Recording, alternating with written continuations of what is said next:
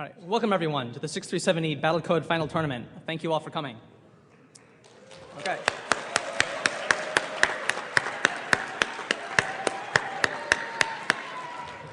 It's going to be a lot of applause today, so let's prime the pump early. All right, over the past 30 days, 350 contestants have poured their heart and soul into programming players to run the Battlecode real-time strategy game. These 350 contestants formed almost 150 teams and churned out over 244,000 physical lines of source code in 30 days. That's a lot of code. I won't tell you how many of those lines are comments because it's depressingly low. Alas, that's what time pressures do. Anyway, last Thursday we ran the qualifying tournament where we took these 150 teams, played them in head-to-head matches, and narrowed it down to the top 8 finalists. These are the best of MIT AI programmers. And that's where we're here today, is to watch them go head-to-head in the final tournament. The other thing we want to do today is celebrate the extreme devotion that all 350 contestants have put into the Battlecode tournament. I want to give a quick run-through of the order of events for today. First, we're going to have a keynote speech by Dr. Fred Zeitz. Then I'm going to give a quick introduction to the Battlecode world in case you're new to it. And finally, we'll get into the thick of things with the final matches, figure out who's this year's 6370 winner. And last but not least, we're going to have an awards ceremony. We're giving a lot of prizes to the finalists and a lot of other contestants, not to mention that everyone here will get a free T-shirt. Not this one, they're a different style, but they're still equally awesome. All right, so to start off, I guess I should introduce myself. I'm Adam, one of the 6370 directors, and apparently I'll be your master of ceremonies for today. The other directors, first in line here is Jasper. Next, Matt.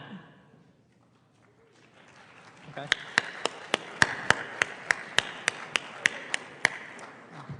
Matt got a much bigger applause than Jasper. Let's try to even it out for the rest of them. Let's not hurt any of their feelings.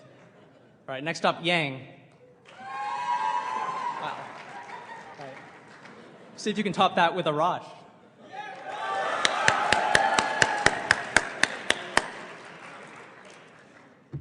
Great. Next person I want to introduce is Dr. Fred Zeitz from BA Systems. He'll be our keynote speaker. He's got a very interesting presentation that I'm sure you're very excited to see.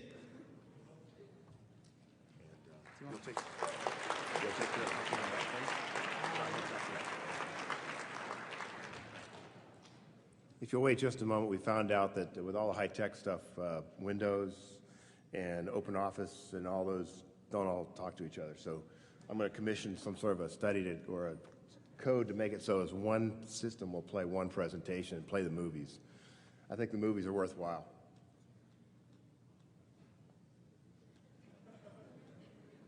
We'll see.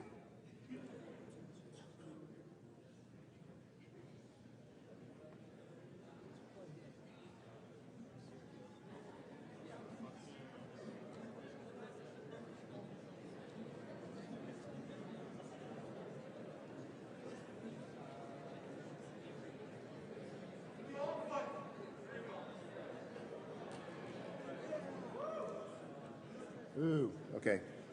Go ahead and hit presenter.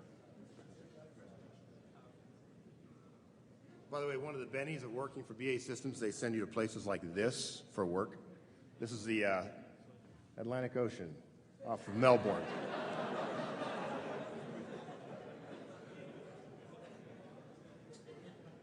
As soon as you hit present, we'll go. It's showing on this screen. No, we'll go. Trust me. There you go. Whew. Okay. One page down for me. Page down for me.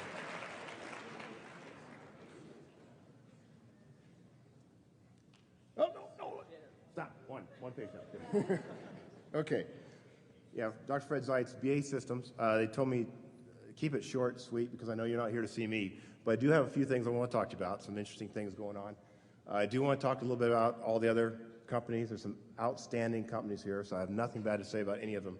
A good friend of mine graduated from University of Michigan with me. He's working at BBN, literally 5 blocks from my house. Microsoft, well, we'll get Microsoft and the Apple folks to talk together. That's another issue. And then Oracle, by the way, Oracle just took over our pay scale at BA Systems, so all of our pay is delivered by them, so I like them a lot right now. And way down at the bottom right, it's Lockheed Martin, and I have a particular love for them. I'll show you in just a minute. Page. What I want to talk to you about is a little bit of history, just for a moment. Kind of set the stage of what we're doing at BA Systems. For those of you who are not old enough, I don't think anyone here except maybe me is, to remember back in the 70s, there was an idea of flight control systems that were all digital. Back before that, they were all push cranks and bell pulleys and things like that. And as a matter of fact, it was MIT folks, Dr. Athens, from this very institution that came up with some of the theory back in the 50s and 60s that made it so you could actually fly an aircraft by fly-by-wire. And they did the test back in 72, and here's what's amazing. The aircraft on the right, the F-18, the F-16, and the F-117, everything, all fly-by-wire today. Literally moving from just a concept to a standard in just a few years. So let me just talk about the F-117 a minute. Special love for that airplane. I used to fly it. So it's totally unstable in all flight modes. Literally, it'll rip out of your hands and totally disintegrate in about a second. Okay? So let me kind of do a picture here. I've been practicing, by the way. Inverted pendulum.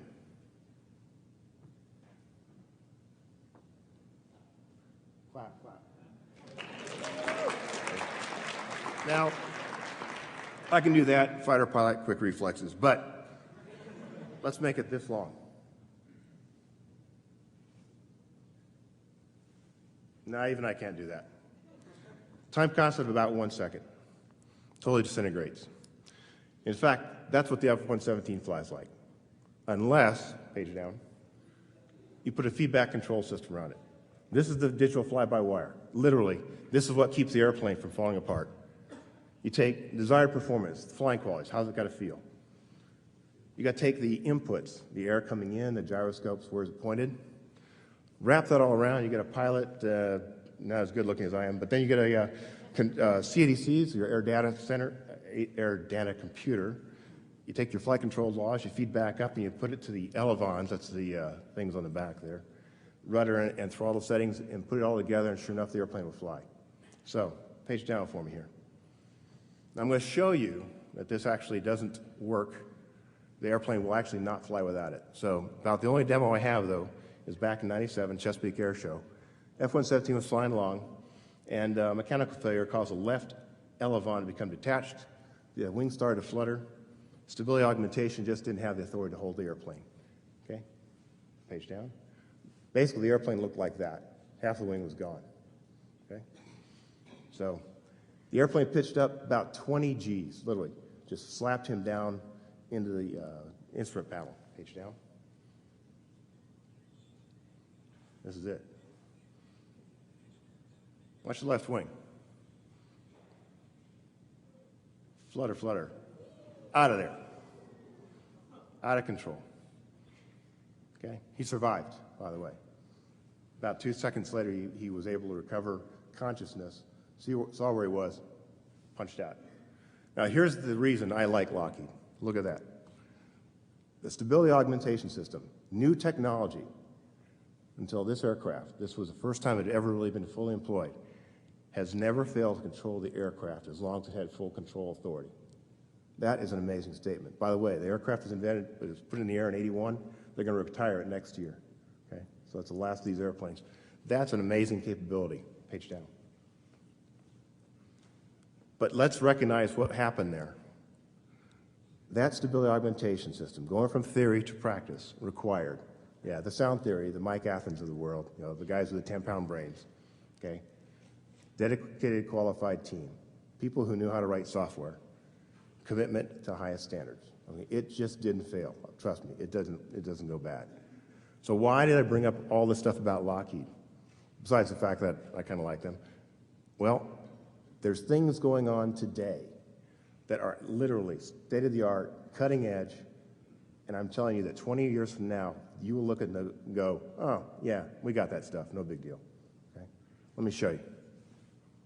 Go ahead.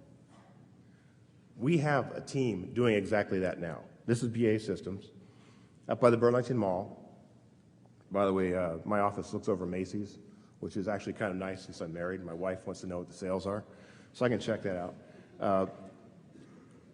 79, Alpha Tech was the original name of the company. It was started by some MIT professors.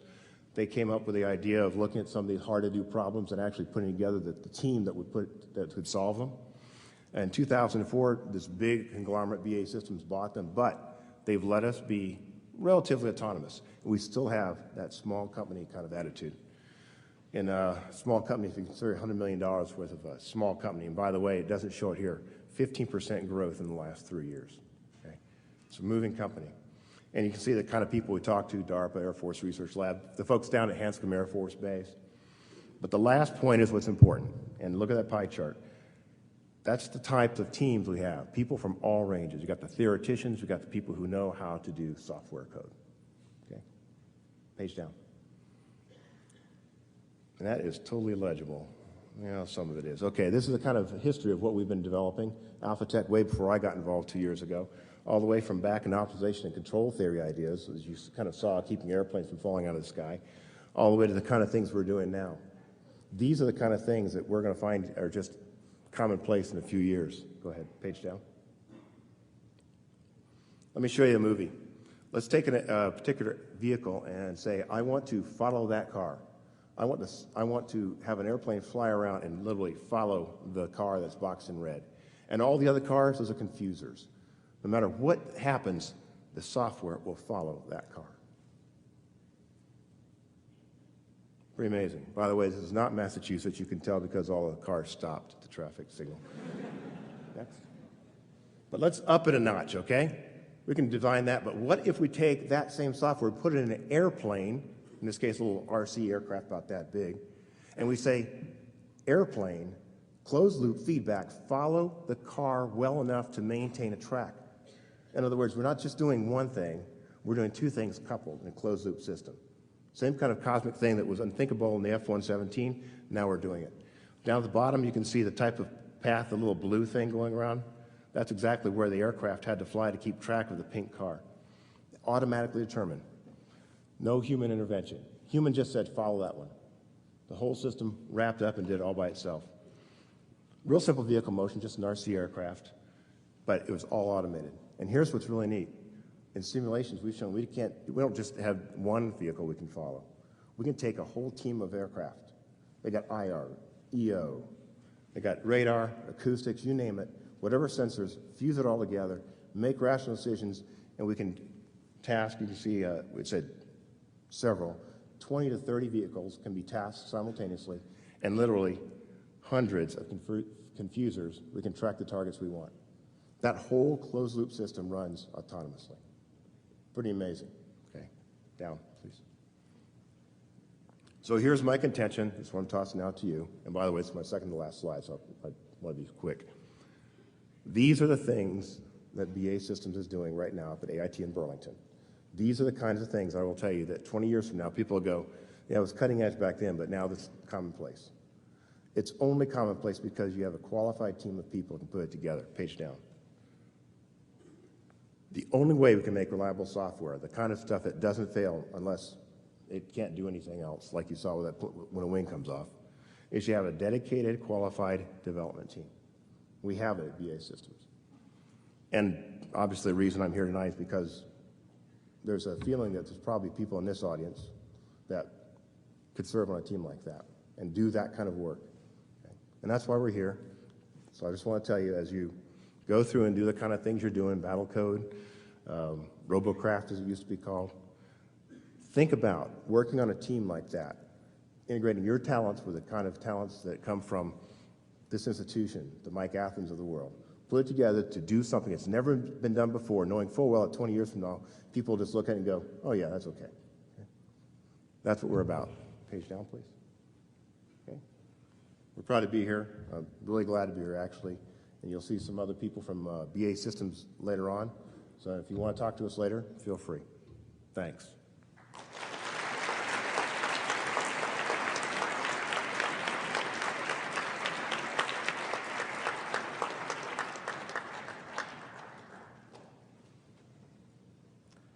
Now, if you're a contestant, you've probably spent a lot of time in the past 30 days thinking about Battlecode, strategies, what algorithms to implement, so on and so forth.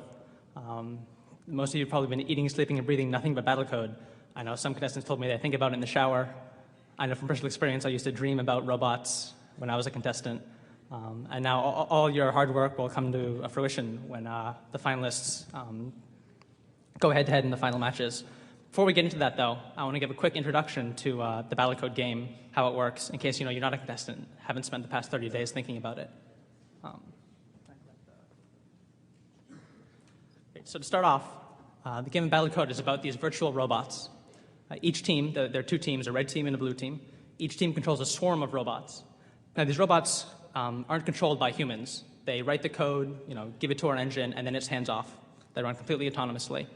Furthermore, the robots each run independently.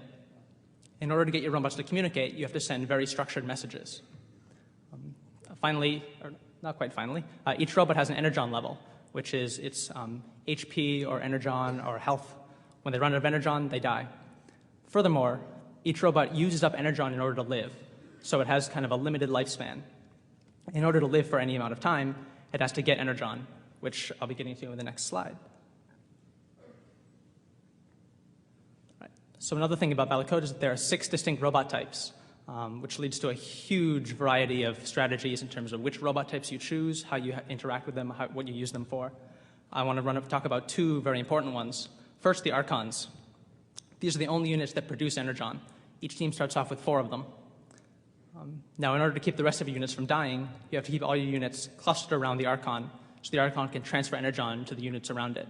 This also means you have to come up with supply chains, ways of transferring energon from the Archon, where it's produced, to your frontline army, where it's being consumed. This is something new we added this year. It makes it tactically much harder to come up with a good player, but we think contestants have really met the challenge and came up with some really interesting ways of doing this. One other unit I want to talk about is something called an EMP. When an EMP dies, it explodes, and any Archon caught in its blast radius loses a certain fraction of its energon production. So what you'll see a lot of teams doing is sending out EMPs to weaken up the enemy and then go in with a ground attack to take out the Archons. One slight drawback to EMPs, though, is if your EMPs get killed while they're near your own Archons, then they're going to hurt your Archons as well. So it's kind of a double-edged sword. So the objective for this year's game is simple. You want to take out the enemy's Archons. If you take out all 4 of their Archons, then you've won. If the round limit ends and you have more Archons than they do, you've won. If the round ends and you and the opponent have the same number of Archons, the tiebreaker is done by current energon production. So if a team has been hit by a lot of EMPs, they might lose in this tiebreaker. Next thing I want to talk about is the map. So the map here is a rectangular grid of squares, some ground traversable, some not. So ground units will have to navigate around certain walls. Air units can just fly over everything. The map is unknown at the start of the game. Robots must explore the map as they go and navigate on the fly, adapting to different walls they see. Furthermore, maps contain upgrades. When an Archon stumbles over an upgrade, one of 2 things can happen. Either it'll gain more energon production, so it can support more units, or it'll gain a boost to its maximum energon level, making it harder to kill by the enemy. And I want to show you a slide of one of the matches we'll see and walk you through what all the different things on the screen mean. First off, you see right here, this is the blue team. They're kind of clustered, and I think there are 2 Archons under there, one there, and they're all clustered tightly around their Archons. Red team started up in this corner. In case you're having trouble following the Archons on the screen, you can see representation of the 4 Archons on the right and left here. The multicolored bar at the bottom shows their current energon level. If that hits 0, they die. The blue bar on the left is perhaps even more important. That's their energon production. You'll see when units get hit by EMPs, the blue bar goes down. If they pick up upgrades, the blue bar goes up. And when any Archon dies, you'll see it explode and disappear from these HUDs on the right and left. Finally, on the map, you see these blue parts are walls. Ground robots who are trying to save the red team here, down there, have to navigate around the walls like these robots are doing. You also have these little green and purple orbs. These are upgrades. You'll see robots trying to scoop those up as they navigate around the map. 2 more things. In the lower right there is the round count. When that hits 0, the game is over. And so that's how a game works. I want to talk a little bit about how the whole tournament works now. So teams will compete in head-to-head matches, one-on-one, red versus blue. However, each match is a best of 3. So you'll see 3 games run, possibly only 2 if one team wins both of them, and hence will win the best of 3. The whole tournament is what's called a double elimination tournament. Basically, once you've lost 2 games, you're out of the running. So all the teams start off in what's called the winner's bracket, and they play each other head-to-head. Once you get one loss in the winner's bracket, you fall down to the one-loss bracket, where you play other teams who have one loss. If you lose there, you now have 2 losses, and you're out of the tournament. So play continues until there's one team left in each bracket. At this point, the teams go head-to-head in the final match. However, it's not quite the final match.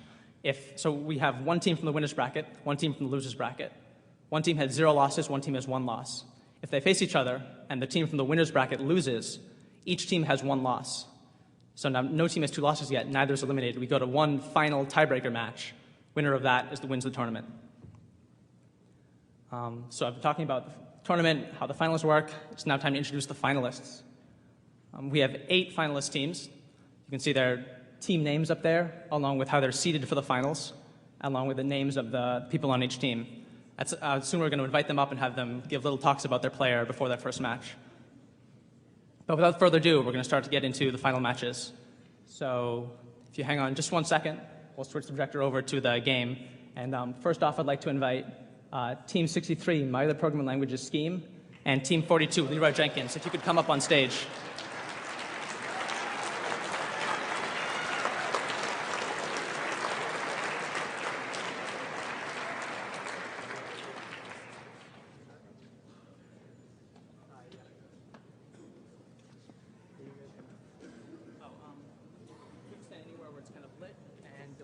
Each get a microphone.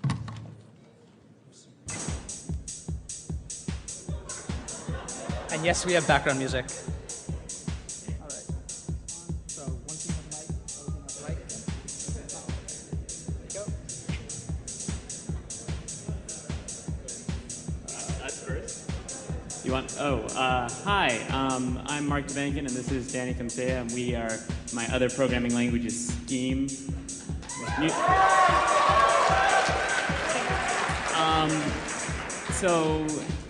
The strategy has a lot of little nuances. They kind of add together. The general idea is to be aggressive with ground units and aggressive trying to build EMPs and kind of be defensive on the fly.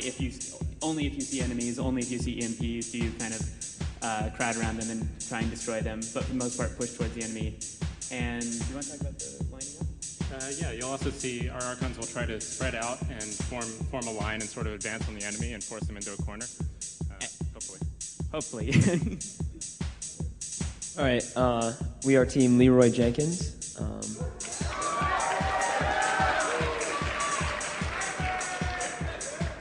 We've had some trouble with these guys in the past, but I think we have a pretty good plan this time. First thing we're going to try to do is run and pick some upgrades, and then we're going to be sending out a lot of EMPs to try to scatter them, spread them apart.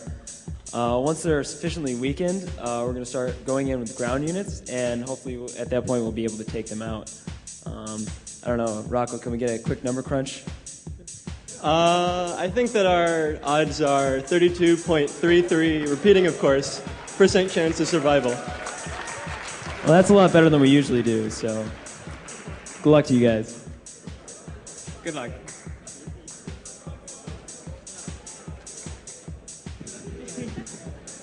We're also going to have the contestants try to narrate their match. So if you could try to give us some insight. Yeah, you're going to be standing up here during the match, trying to narrate what your player's doing, give us some insights into what your robots are thinking, or what they just did wrong. If you could just both stand on this side so you don't obscure the screen, that'd be good. All right, without any further ado, let's get into the first match of the final tournament.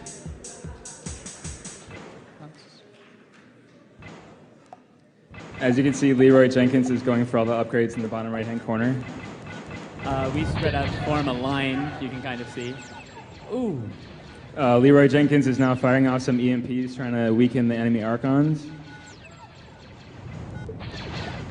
So if you look at on the left-hand corner, we weakened some of the red Archons a little bit.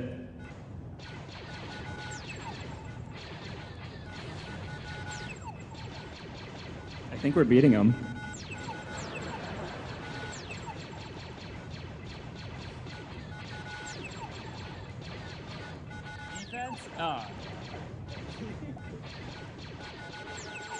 All right, it looks like some of our Archons are in flee mode because the enemy is approaching with their ground units, and we just lost an Archon. So we're slowly trying to push them into the corner, and it seems to be sort of working. Yeah. Oh, I think we might be in trouble. oh wait, no, there they go. Dang it, They're on the Leroy. Oh. Run.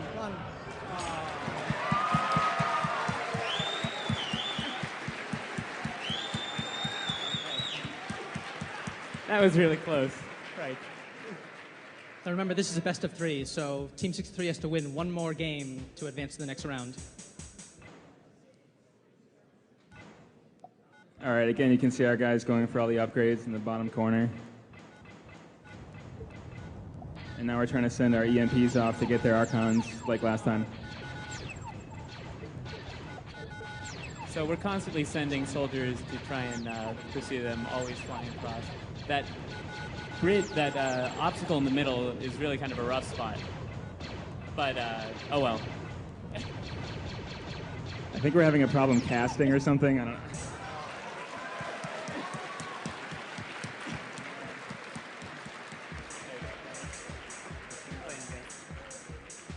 Congratulations to Team 63. They'll be moving on to the next round.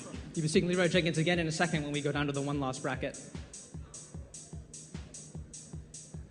Next up, could I have Team 43, Bloodthirsty Lawn Gnomes, and Team 106, Georgian Noobs.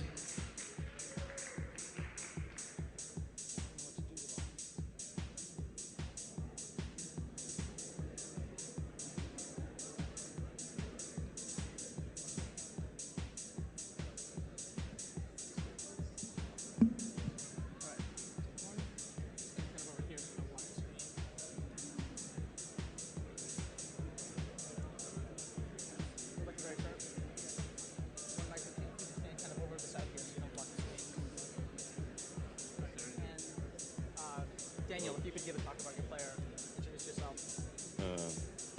Hey, I'm Daniel Whitlow. I'm Team Bloodthirsty Lawn Gnomes. Thanks. My player is basically a souped-up version of the reference player, which is something that we all had to compare ourselves against to get credit for this course.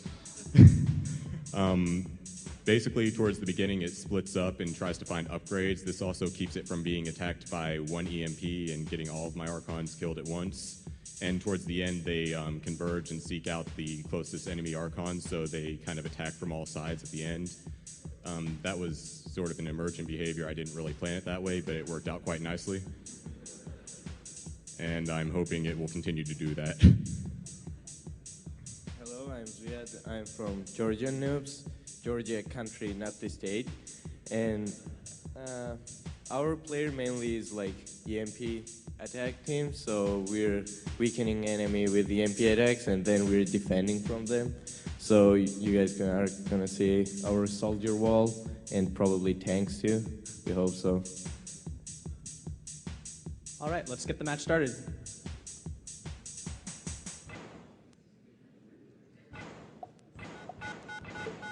Okay, as you can see, mine are seeking out any upgrades towards the, or any upgrades it can see in its sensor range, while trying to avoid the enemy EMPs.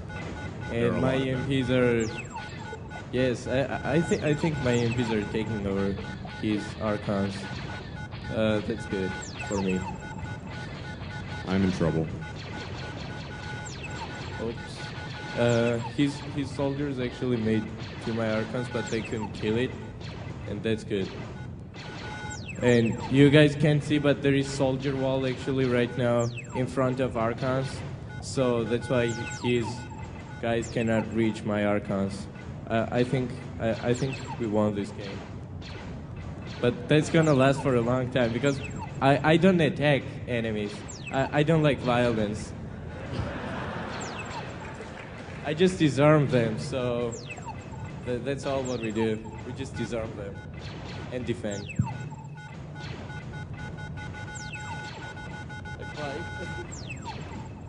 At least I got the upgrades.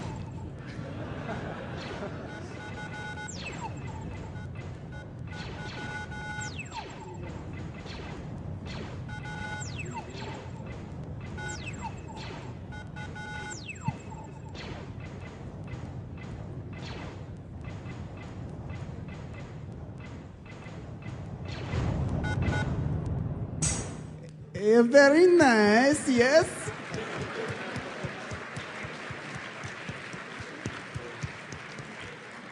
All right, so Trojan Noobs won because they're able to EMP the enemy Archons. We have one more match to go to see whether they take the best of three.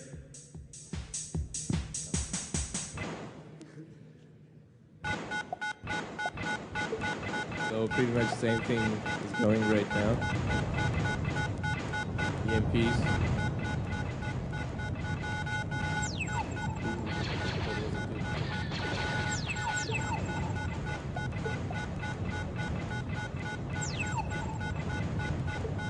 So Blue's doing the same strategy of trying to EMP the red Archons. Red team's goal here is going to try to close in close enough to Blue's home base that they can take out their Archons. Meanwhile, trying to dodge the EMPs that Blue is throwing out at them.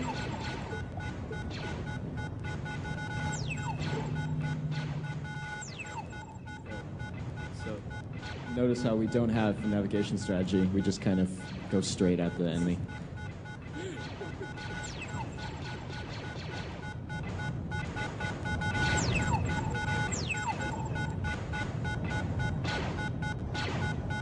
So this game gonna last till the end too, because we still don't like violence.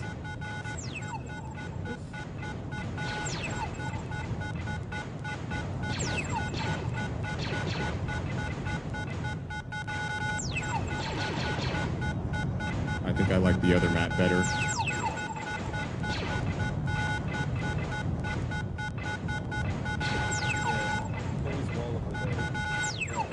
Looks like Red needs a miracle here.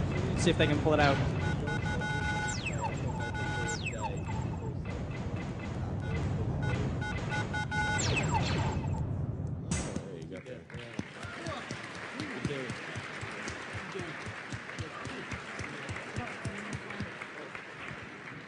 Great, solid performance by Trojan Noobs. Good job, guys. All right, next up, Team 78, Who Ate the Cookie, and Team 2, CTU Cambridge. If you could come up on stage.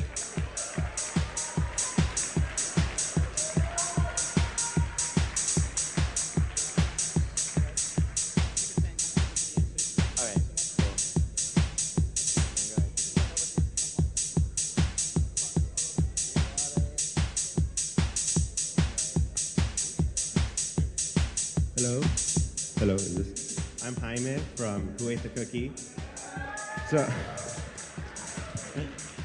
I try to play a really defensive strategy. My Archons try to move throughout the map. If they see an enemy EMP or an enemy soldier, they'll just try to move away. They try to stay close together as a group to hopefully transfer energy onto all my scouts flying around, to try to just keep a large number of scouts in one area. I try to move throughout the map, but if the enemy comes by, I'll run away. As for upgrades, if I don't look for them, but if I happen to come across them, I'll pick them up. My Archons will go slightly out of their way to step on that crunchy-looking upgrade, and I hope that does it. Hi, I'm Albert. We're Team CTU Cambridge. First off, I want to thank Jack Bauer for making all this possible. And so what we do is we call our strategy kind of passive-aggressive, which is a nice way of saying we like to run a lot. But we're pretty good at it, which is what's important. This should be an interesting match because both of our teams are kind of passive and like to scour the map, look for upgrades, and kind of avoid the enemy until they know they have an advantage. So it'll be really interesting to see, how this dance kind of works out. Great, let's get the match started. Come on, babe.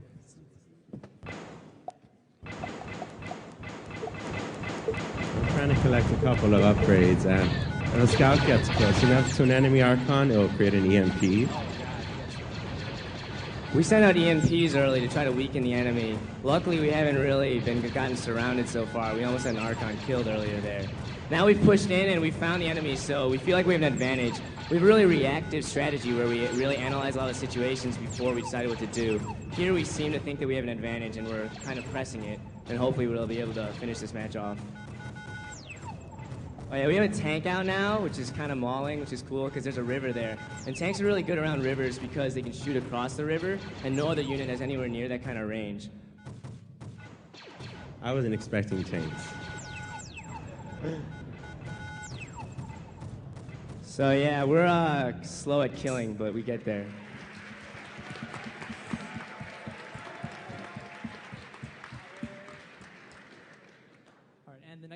and the next match in the best of 3.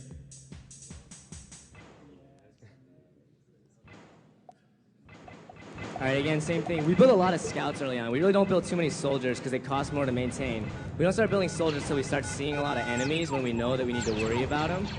And since our opponent is sending a lot of soldiers towards us, we are starting to make more ground forces as a precautionary measure. Again, we're a really reactive team, and now you see we have a tank out because we saw a lot of enemy soldiers. Luckily for us, we got the tank out in a good position. I'd like to say that that was good planning, but it's really just luck.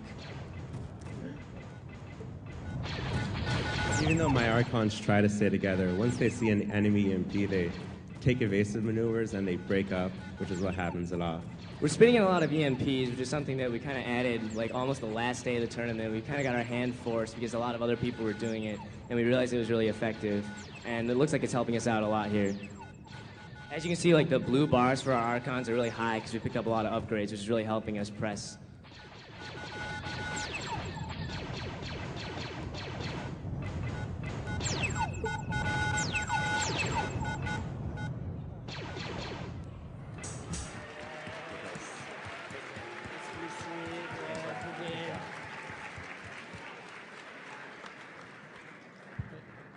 Excellent job, CTU Cambridge.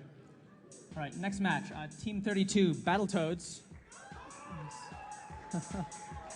versus Team 124, CompuGlobal Hyper Meganet.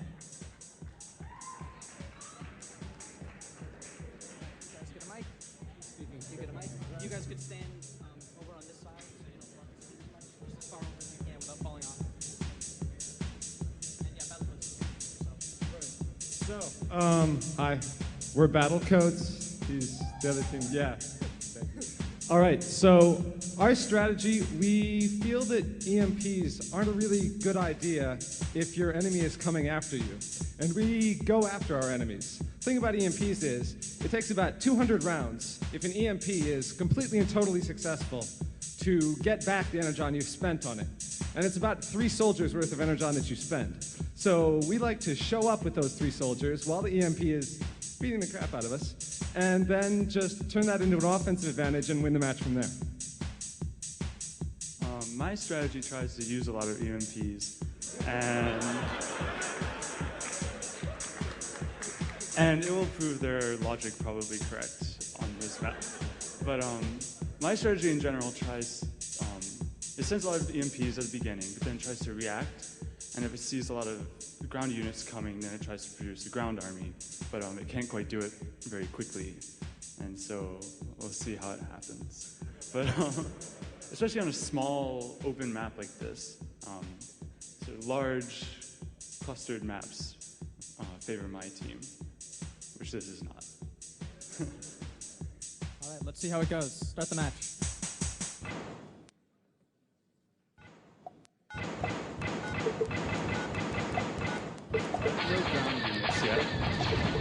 So we're just building a scout fleet and picking up upgrades. Now our soldiers are engaging them.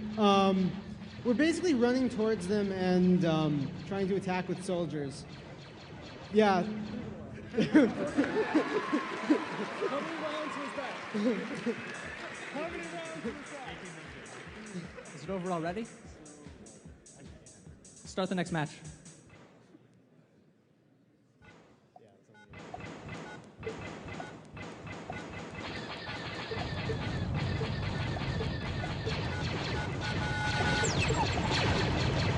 See, like the scouts we build blocked that EMP from getting to us.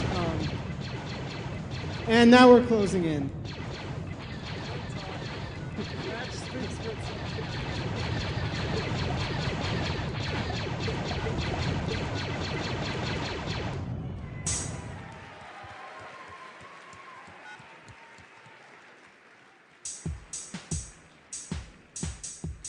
That was a dominant performance by Battletoads, but a good job to Kevin for Team 124 as well. Figure I should mention, there's a lot of buzz around Team 32 because they've been dominating the scrimmage server that we've been running for the past couple weeks. So a lot of people think they could go all the way, and they've proved their mettle in that first match. All right, up next, we're going to Winner's Bracket Round 2. If I could have Jaime from Team 63, my other programming language is Scheme, and Team 106, Trojan Noobs, if you could come up on stage.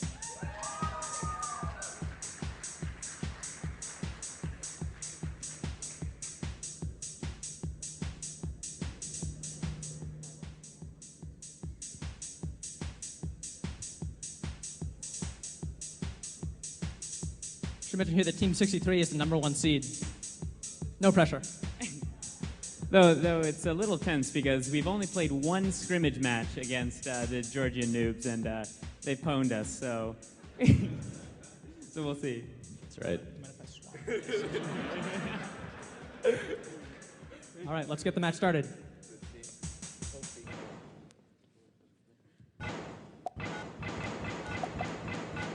So same thing is going on again and again. EMP, you can see our EMP. He got near. I see our scouts trying to block the EMPs, so I'll get in front of them and be really annoying. As you guys can see, soldier wall is already there to defend.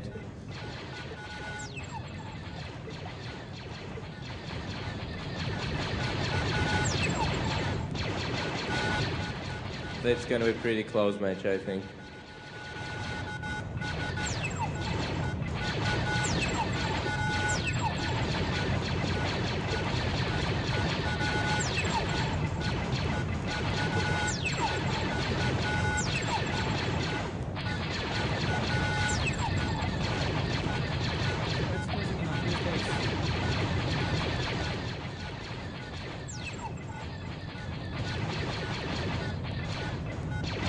We got them.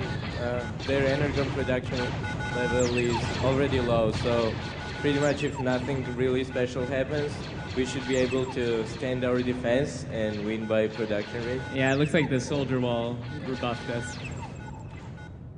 We didn't have opportunity yet to show our tank defense, but probably we'll be able to if we're gonna win this match.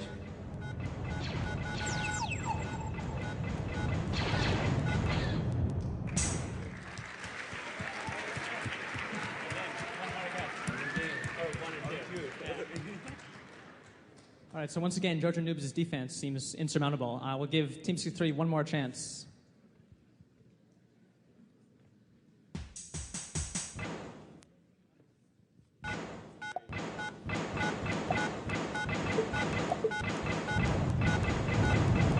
Main thing in our strategy is to get them once, because after we blow up our EMP once to their Archons, it gets easier and easier to do it one more time.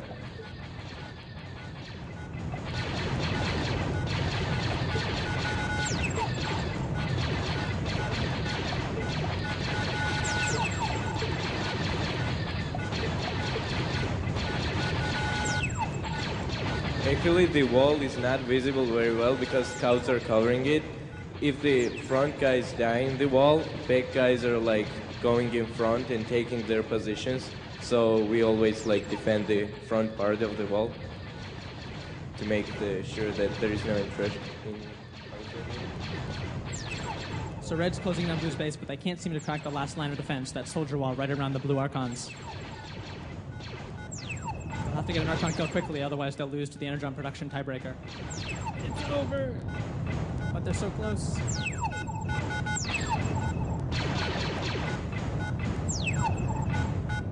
We killed their Archon because it came too near, so we had to kill it. We didn't want it, but it's...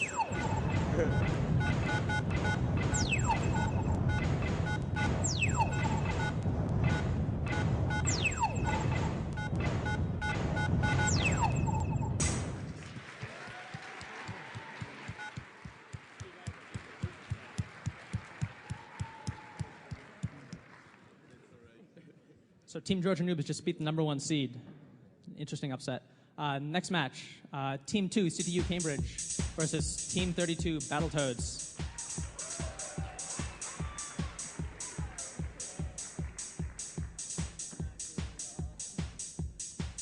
You guys could stand as far over this way. Also, you can refer yourself as red and blue in the back so people know. Okay. Yeah, we're CTU Cambridge. We're going to be red in this match. I'm going to save you a lot of trouble and tell you what's going to happen. Basically, they're going to build a lot of guys, and they're going to kill us pretty fast.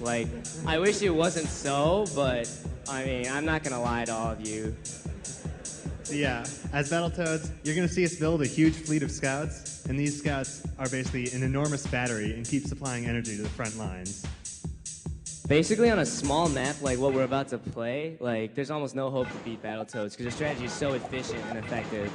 So you see, we're red. They're just coming across already. Like, they're already here, and now it's just over.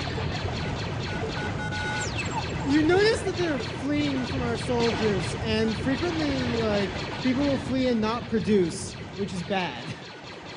Yeah, we actually do make that mistake where we don't produce when we're fleeing.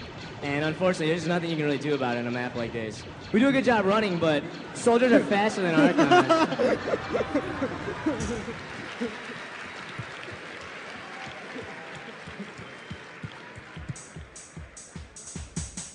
I just want to say that nobody that plays Toads is as bad as they look. But they do look pretty bad.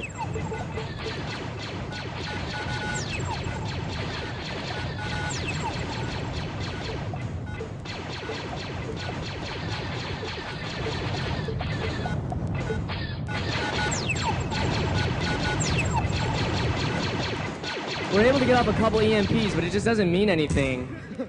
All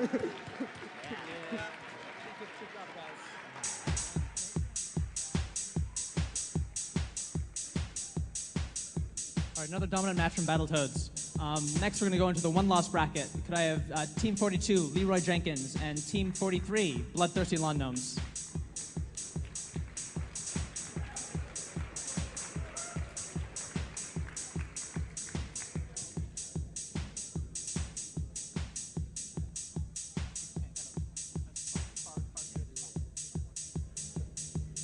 All right, let's start the match.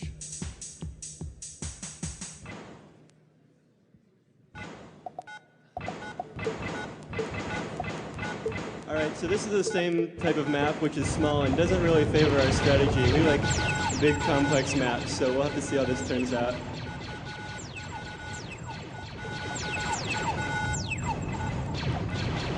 I usually favor ground defense over air, so that kind of hurt me a lot when they already sent out EMPs. Our ground defense really isn't that great either, so our air attack is what we rely on. And if that works, it usually works pretty well, but if it doesn't work, there's big trouble.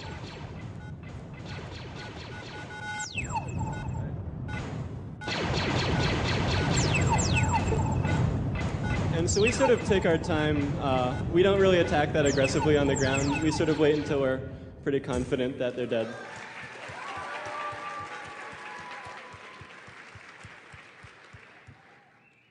Now on to game 2 of 3.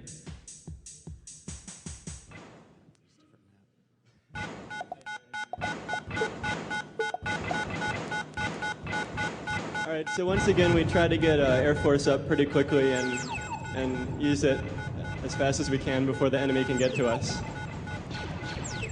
So I don't know about, like, against a team like Toads that just comes right after you, it doesn't work so well. But if you take your time and delay, then that gives us an advantage.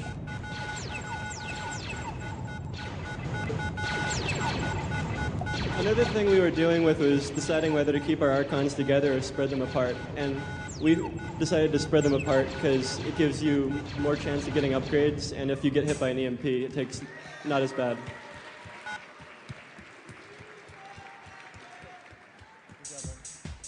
Congratulations to Leroy Jenkins. Next up, Team 78, Who Ate the Cookie, and Team 124, Compu Global Hyper Mega Net. Quite a mouthful.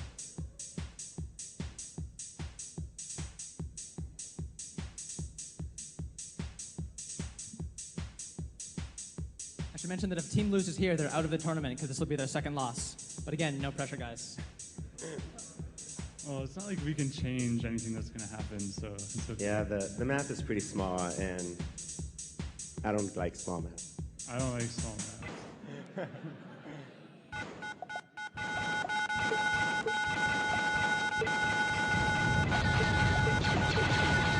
I think one way or another it might be a pretty quick match. I don't know. I got one EMP off on one of those Archons.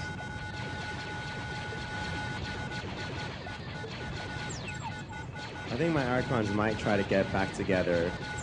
One of them strayed loose in the far left. So I'm trying to get my Archons through. I'm sorry, my EMPs through.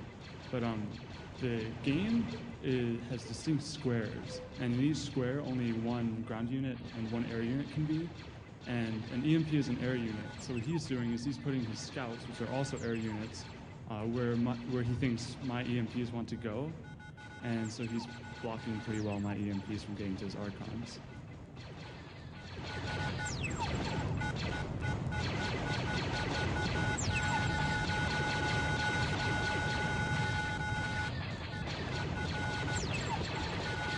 I think I may have just EMP'd myself in the lower right.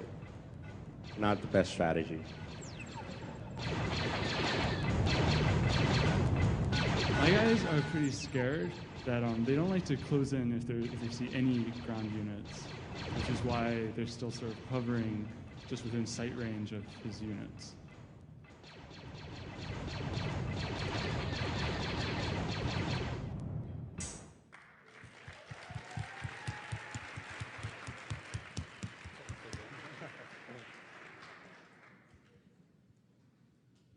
All right, and on to the next match.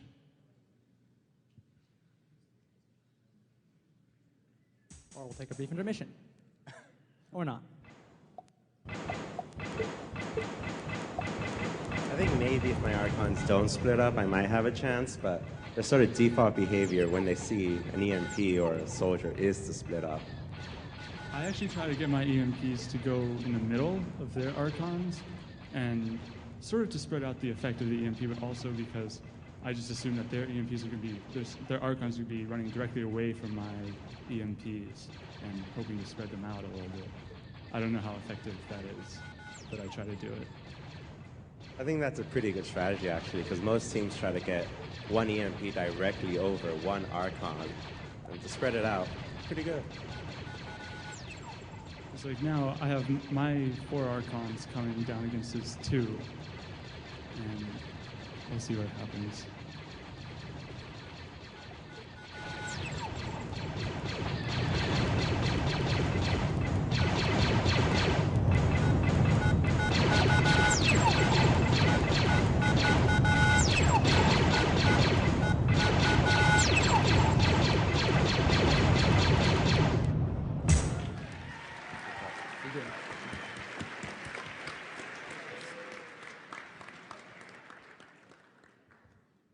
All right, next up, Team 2, CTU Cambridge versus Team 42, Leroy Jenkins.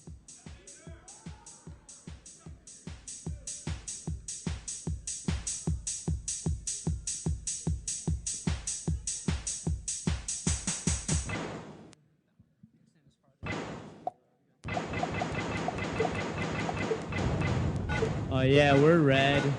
This should be a very interesting match because both teams like to spam EMPs early on, and it's really just a matter of who's able to get more EMPs through a lot of cases.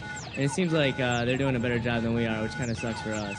We try to use scouts to block EMPs, and what that means is you can kind of guess where an EMP wants to go to get to your Archon. So you can tell your scouts to go there and try to block them. But unfortunately, once one gets through, it's kind of tough to keep it off. And at this point, it looks like we're pretty screwed.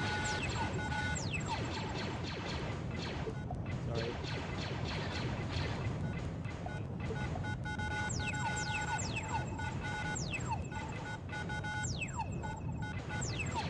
We were fairly well aware of what a lot of the other teams were doing based on scrimmages, and so you'll see that CTU Cambridge and our team have pretty similar strategies. It's just how it manages to play out and execute.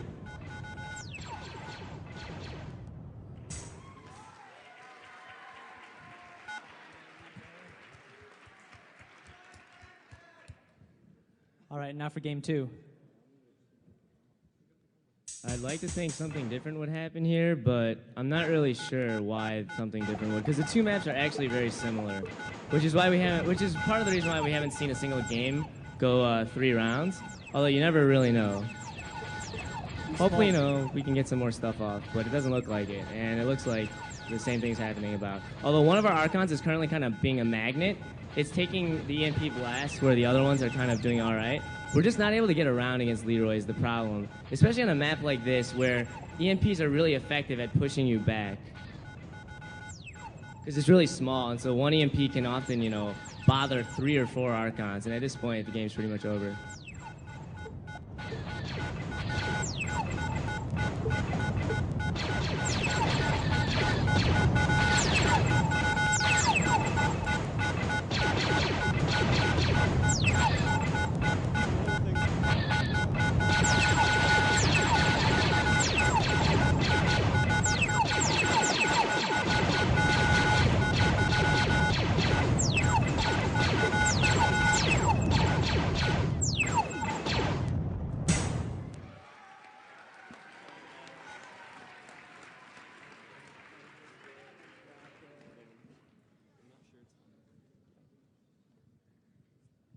All right, next up, Team 63, My Other Programming Languages Scheme versus Team 124, CompuGlobal HyperMegaNet. I think we have the 2 longest team names going against each other here.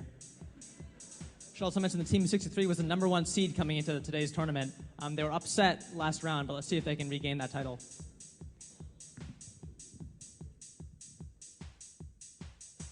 Thanks.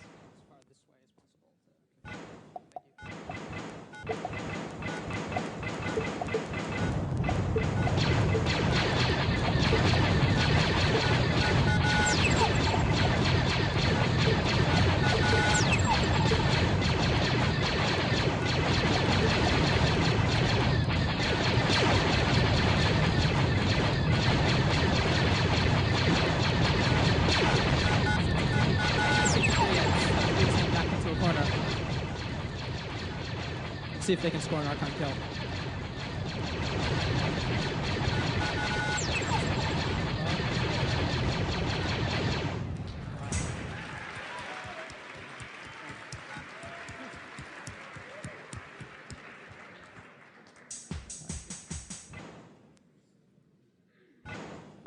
As Albert said, I wish something different would happen here, but I don't think it will.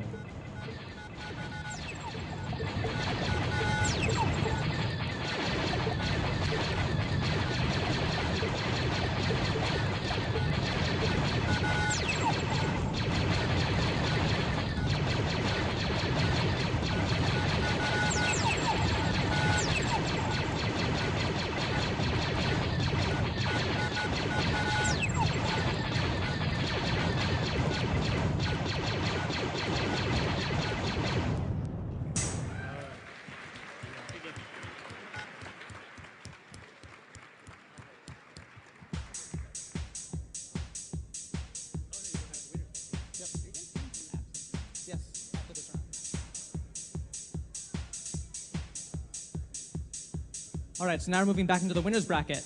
I should mention all the teams playing from now on are guaranteed to be in the top 4. And also now that we're getting into the later rounds, we're going to be switching up the map. So we'll get some new pretty images on the screen. And could I have Team Georgia Noobs and Battletoads up here, please? All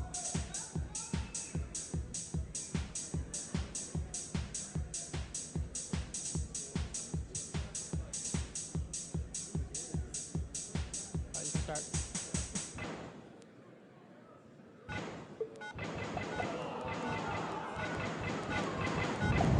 So actually we like scrimmaged them like 5 times and they totally owned us all 5 times.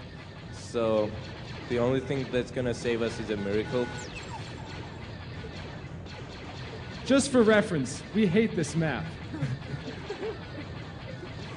Actually it's better map for me because it's big. So we have like a very little chance. But as you see, our EMPs haven't reached them because we are like containing our soldier wall, and that takes a lot of effort. And now they're gonna get closer to us, and then it happens. Yeah. And it happened. Our soldier wall is destroyed, and we're done. Unfortunately.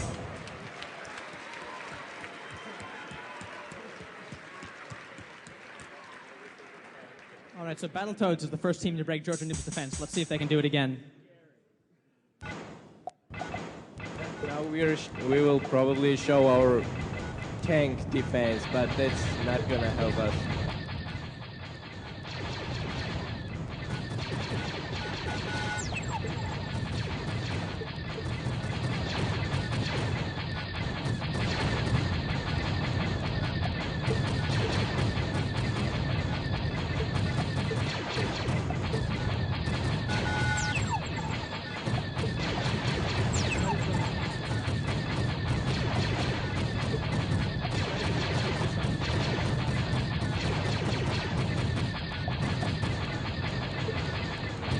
3 tanks over there, but they are not very helpful. 2 of our Archons are sort of stuck in the middle of the map. It's deeply unfortunate. They will never contribute. We are concerned. Oh, they do still have like 2,500 rounds to finally get there, though. Yeah, these 2 Archons, after they got out of the way, we're gonna die. Oh, Okay. actually, they didn't need it.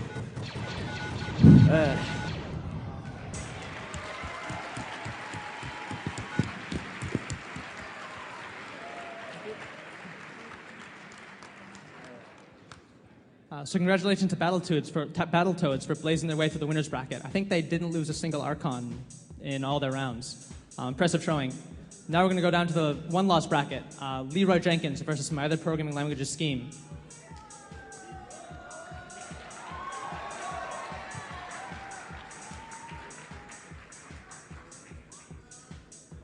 I think this map might be slightly better for us than the smaller map, so we'll have to see how it goes. We meet again.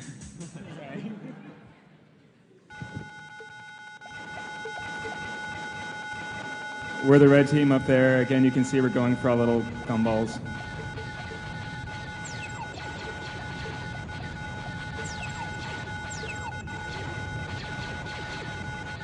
The thing with a map like this is I think it favors a team with an air force a little better than the ground force because it's so complex to navigate.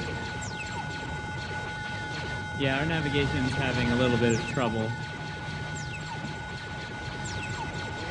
I don't think it's favoring us that much.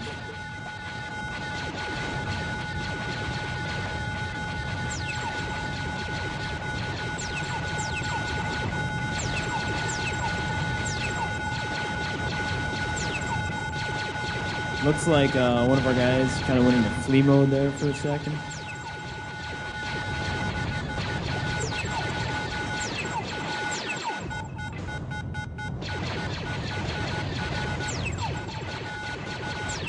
So we're just trying to hold off the other team until they're weak enough that they can't do anything against us. It was really close.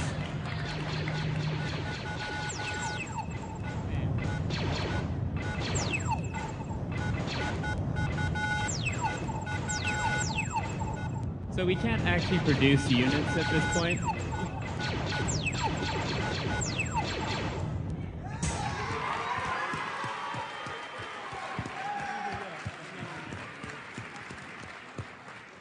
That's the only time that we've ever beat them.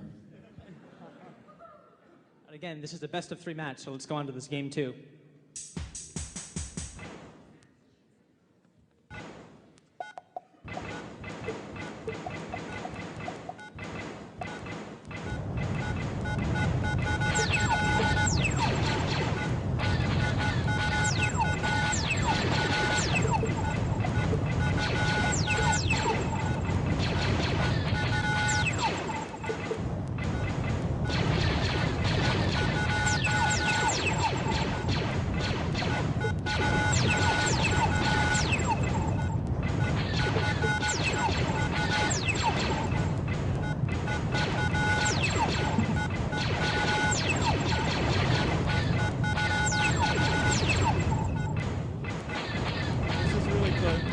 I think that we beat back their first assault, so things are looking better if we can just survive the first time that they attack, but I don't know, it can go any way from here. Yeah, it's trouble. That one last guy is pretty strong, but 1 on 4 is not good I have odds. no idea how that happened. He's going to be too busy running away to actually attack at this point, I think. No idea.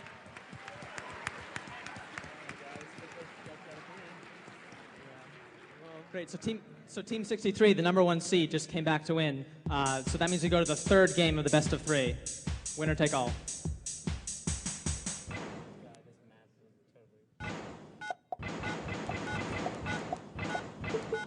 Seems like a pretty similar map, so it could go either way.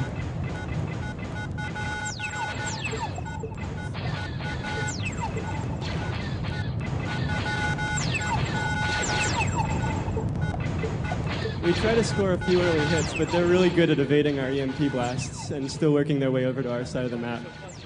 Ow, we're so clustered in the center. That's terrible.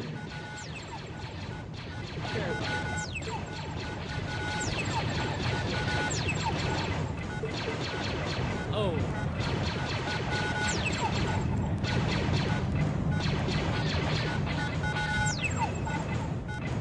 Yeah, that whole 1-on-4 thing hasn't done very well for us in the past. There's not much reason to assume it'll be any better here. It's a good game.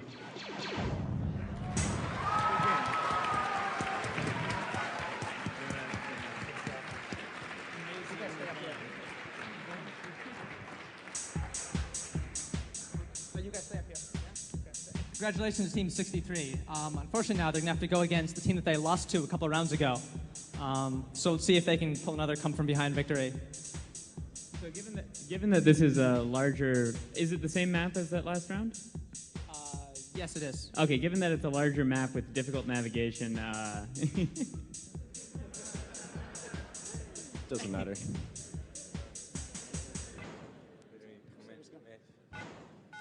Alright. So let's hope that everything goes fine on a big maps. Actually, the bad thing about big maps is that we cannot reach till the end with the EMPs sometimes, and like it doesn't blow up because it needs energy to move.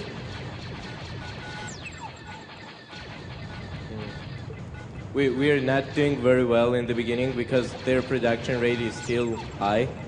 So let's hope that it will be better. Oh, we got him. We almost killed one Archon. That was good. For us.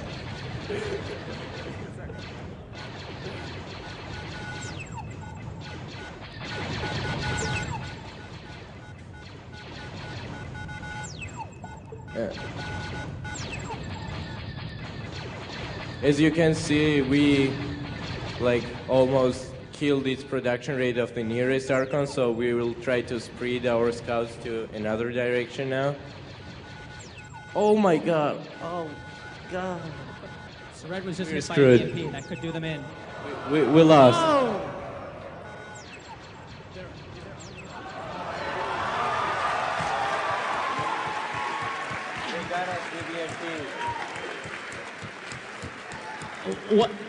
One of the dangers of keeping all your Archons clustered together is that if an EMP does get there, then... Just one shot of EMP killed us. That was bad. I'll be honest.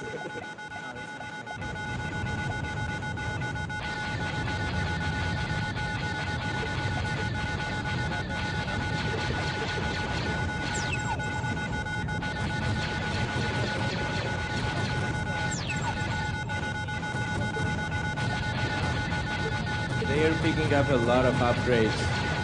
That's what helps them a lot.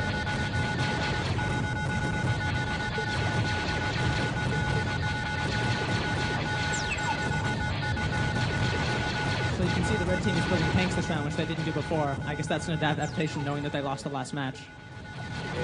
Yeah, that's not very good for us because Soldier Wall was working better, but I don't know. Let's see what happens.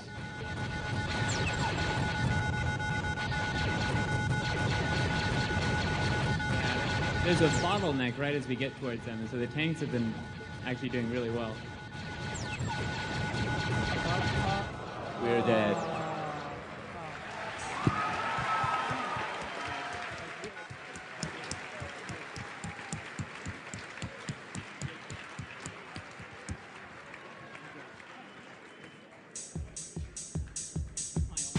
All right, so now we have one team left in the winners bracket, one team left in the losers bracket. That means you're going to the final matches.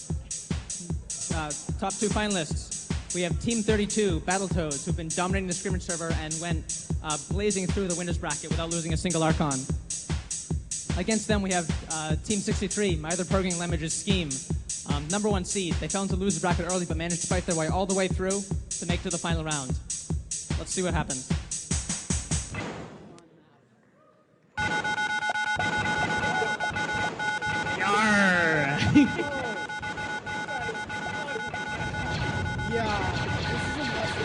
I have no clue what's going to happen. This is just... That's cool. That's cool. I can turn off air. Oh,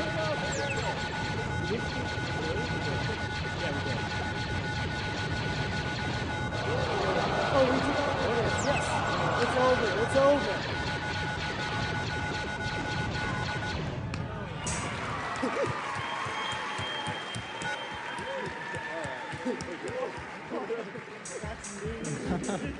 All right, so Battletoads wins the first game. Because Team 63 has one loss, if Battletoads win this next game, they'll have taken the tournament.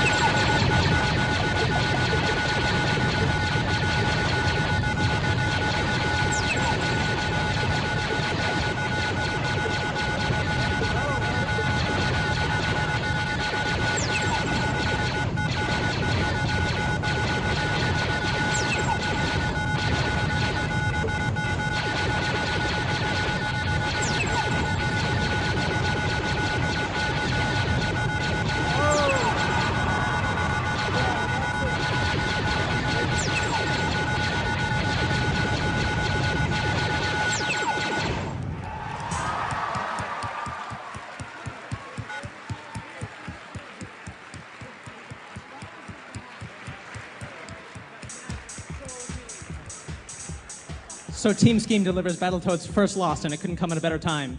Now we're going to Game 3 of the match.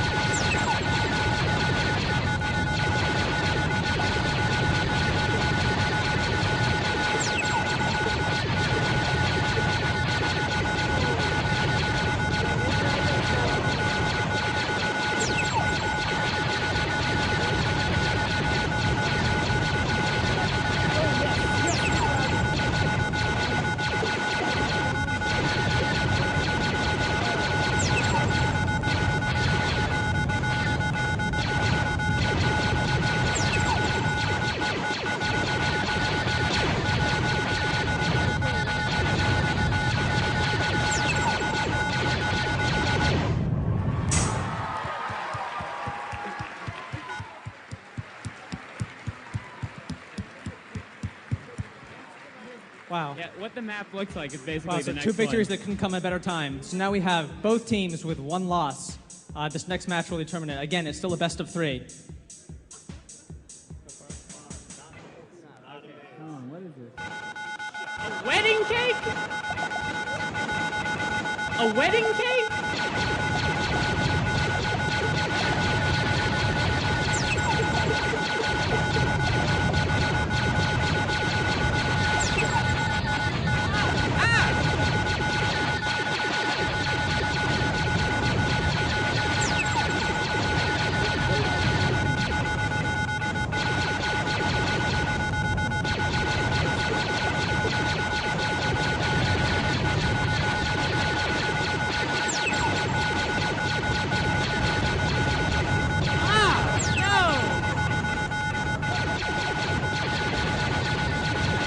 We just triggered an EMP.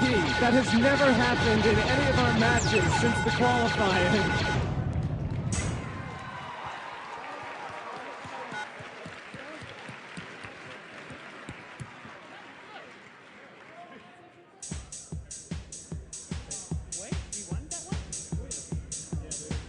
Oh, sorry. So apparently we have red and blue swapped in that. So it's my other programming language is Scheme. Oh, sorry. Battletoads is in red, and my other programming language is Scheme is in blue. Yeah. So, yeah. Oh, okay. Sorry. Yeah. Sorry. Scheme is red. Toads are blue. Scheme just won. Sorry for the confusion. Okay, so now we have the first match point for Scheme. If they win the next game, they'll have grasped the tournament.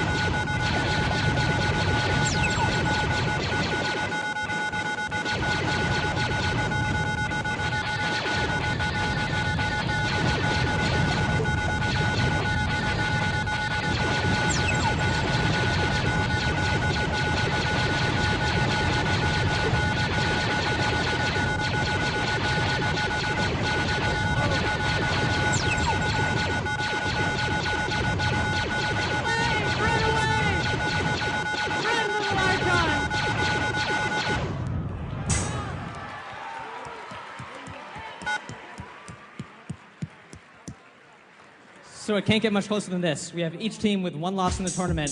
In the last best-of-3 match, they each have 1 win. All comes down to the very last game. Let's see what happens.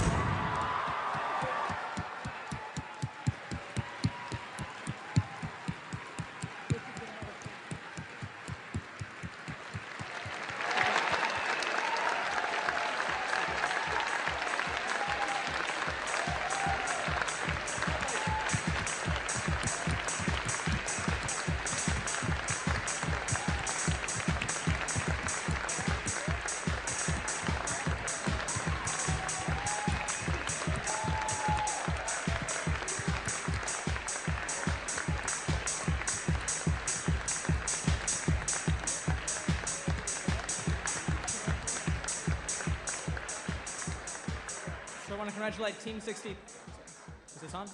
So I want to congratulate Team 63, Team Scheme, for winning the tournament. I also want to congratulate all the other finalists for doing such an excellent job. Can we give everyone a huge round of applause, please?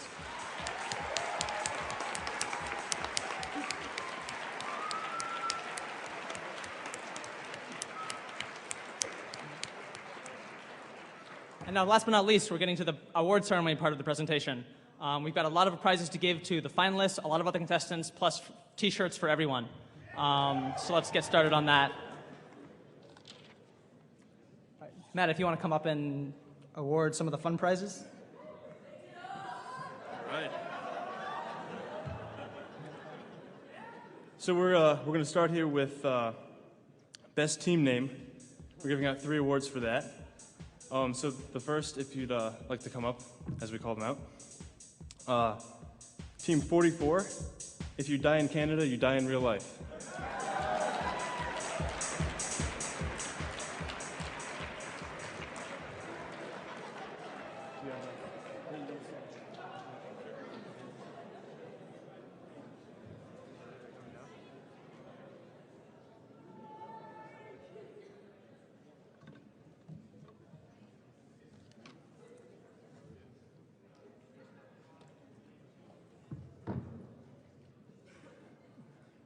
The second winner of the Best Team Name Award, team number 47, if our team not success, then we will be execute.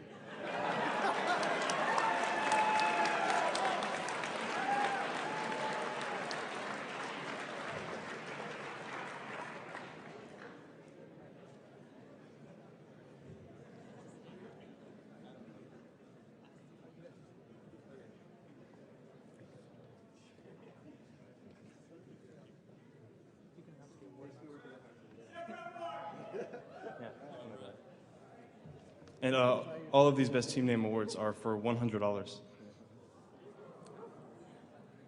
And third and finally, Best Team Name, the winner is... One second.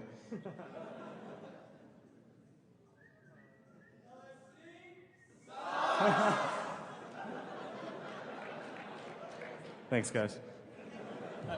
One thing we can do is also ask the audience, who do you think should win the last Best Name Award? Just shout it out. And we agree with you. It goes to Leroy Jenkins.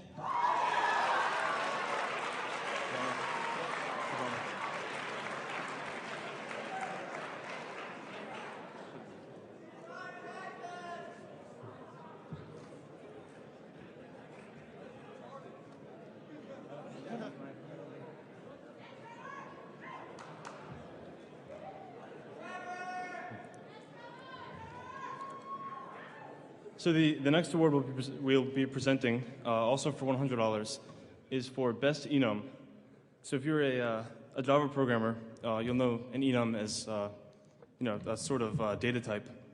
So we looked through the code and we found the teams that had different enums, and we voted on the best one. The winner actually had an enum called Devotion Type, and the 3 types within that were Selfish, Meh, and Martyr. And so the winner of this award is Team 75, Safety Not Guaranteed.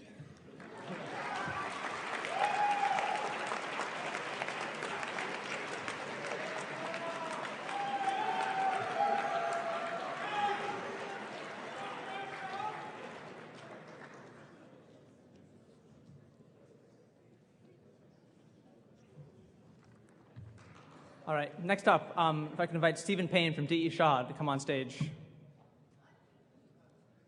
So now we're in a section where a lot of the sponsors come on stage, talk a little bit, give out some of the words that they judge themselves, so on and so forth. If you want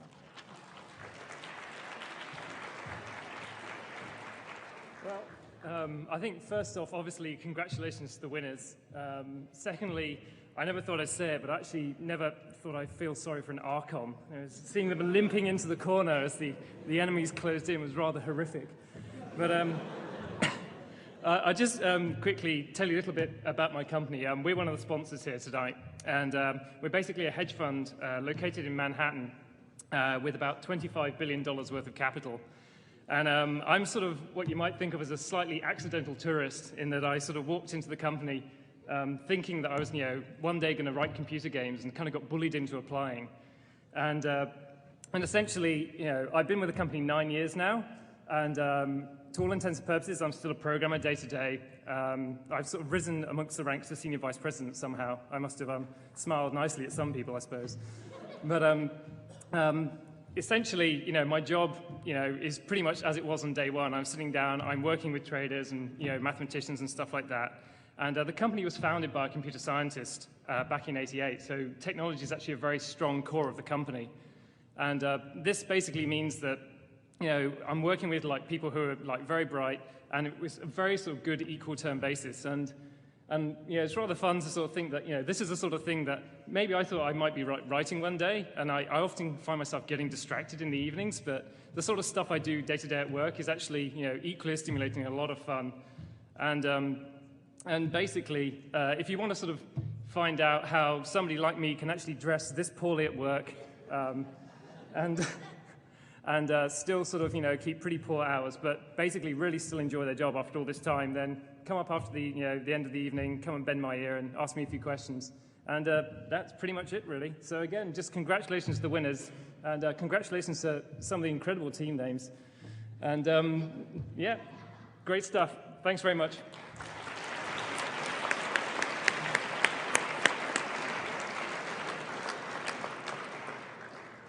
All right, next up, could I have David George from ITA give a quick speech and also present an award that he judged himself. Oh, sorry, David George from 2 Sigma. Sorry.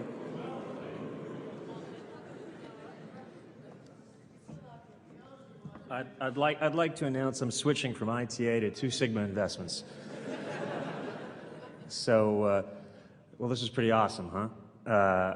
Wow. And let's see, little notes here. I wish I were back in college, because this is pretty awesome.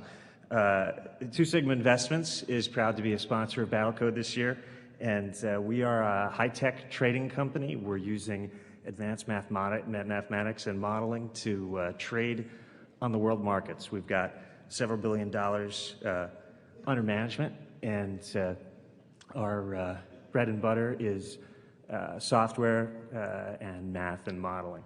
And our programs are doing battle in the world markets every day. And when we heard about Battlecode, we thought, well, that sounds an awful lot like what we do. So this is awesome. Let's check it out. And if you're interested in learning more about how high technology is transforming the world of trading and investing, then we're down over here, and we'd be happy to talk to you. You can also check us out at www.twosigma.com, TWOSIGMA. We're awarding a prize for the deadliest robot. The deadliest robot is the robot team that can track down and kill a army of Archons that are trained to do nothing but flee. And you start on opposite corners of the map, and the Archons just try to run away as fast as they can. And so the contest was to see who could track down and kill them in the fewest number of rounds. And it was very exciting. There was a big difference between each of the competitors. Some, after 10,000 rounds, still hadn't killed them.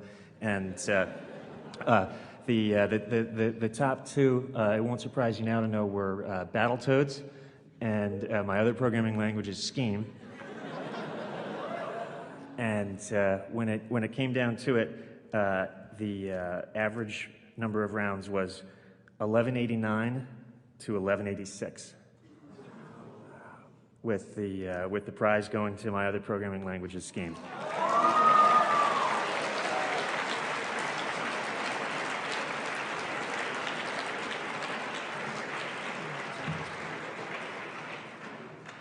Congratulations to all of you. Hello again. Thank you. Good job.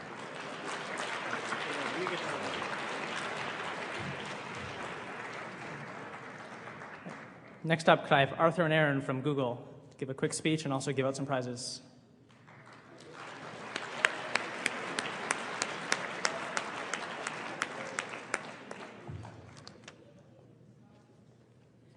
Hi, I'm Aaron Iba. This is Arthur Gleckler. We're software engineers at Google.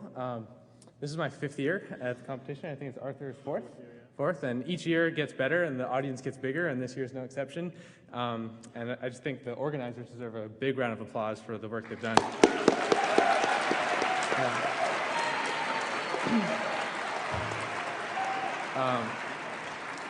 So Arthur and I really enjoyed reading the source code and strategy descriptions from all the finalists last night. The strategy descriptions were really entertaining. They compared their AIs to the way of samurais and gladiators. Although I think we're going to need an explanation of what exactly Obama Rama means, because we discovered that in the comments of a lot of the source code. And then we have some source code based analysis prizes that Arthur is going to tell you about in a minute. But I just wanted to mention that Google is very happy to sponsor this competition. And briefly I'll mention that we are still growing and still hiring all types of job positions in different locations, both internships and full-time. So if you're interested, go to google.com/jobs or come talk to us. And we also have Josh in the audience, a former 6370 winner, who would be happy to talk to you also. He's wearing a Google t-shirt. So thanks.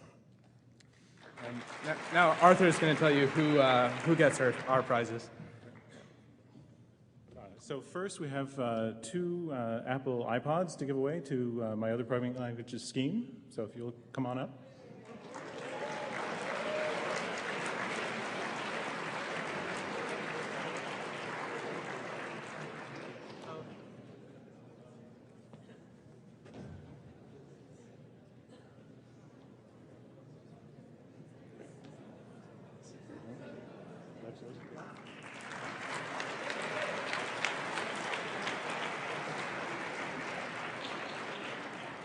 And then we have a tradition we've done for the last several years. We do the Gzip Award. So this year we're giving 2 of those for the code which made it into the final 8, which was smallest. So in other words, the code that line per line was the most effective after compression to kind of take into account comments and so on. I know there weren't that many comments in the code, but to take into account repetition and that sort of thing. So those 2 teams were Bloodthirsty Lawn Gnomes and Who Ate the Cookie. Both of those get iPods.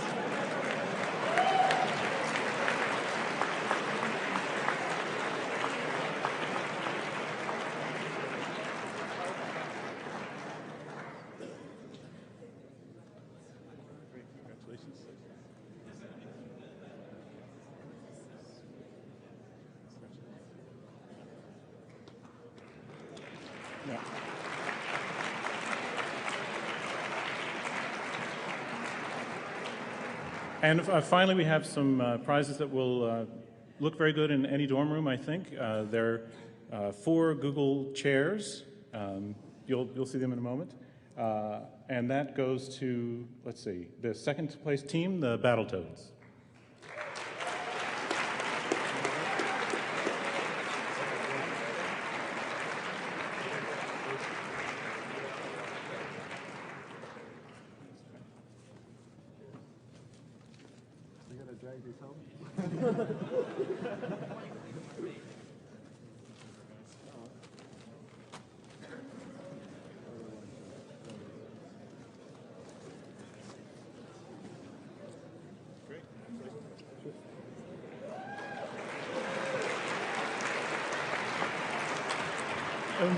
We'll be giving away T-shirts and other doodads to the contestants afterwards, so please hang around afterwards. Thanks.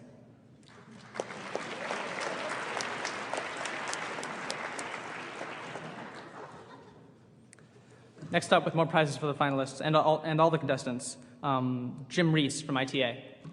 So you can come up on stage.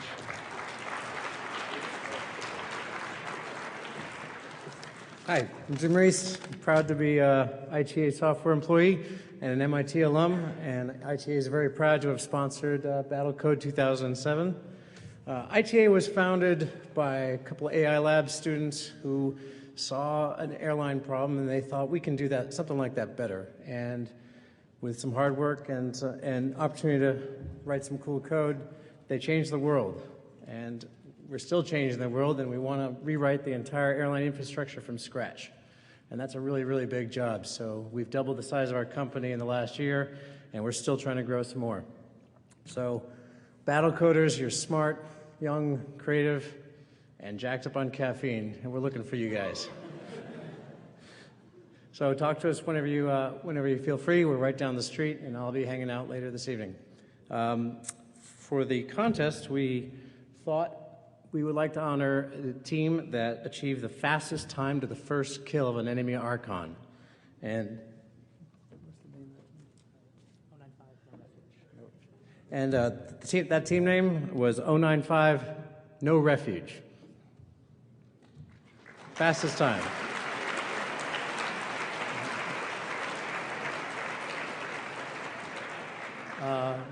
Not here? Oh, well, we have a set of Bose noise-canceling headphones for that team. You're gonna track them down there? Yeah. Okay. We'll have to track down that team a little later.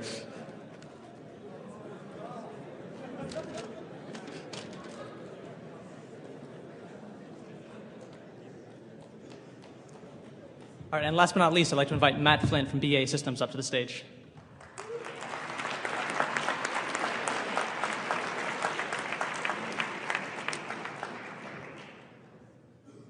I'm from BA Systems. I got a few more prizes to hand out.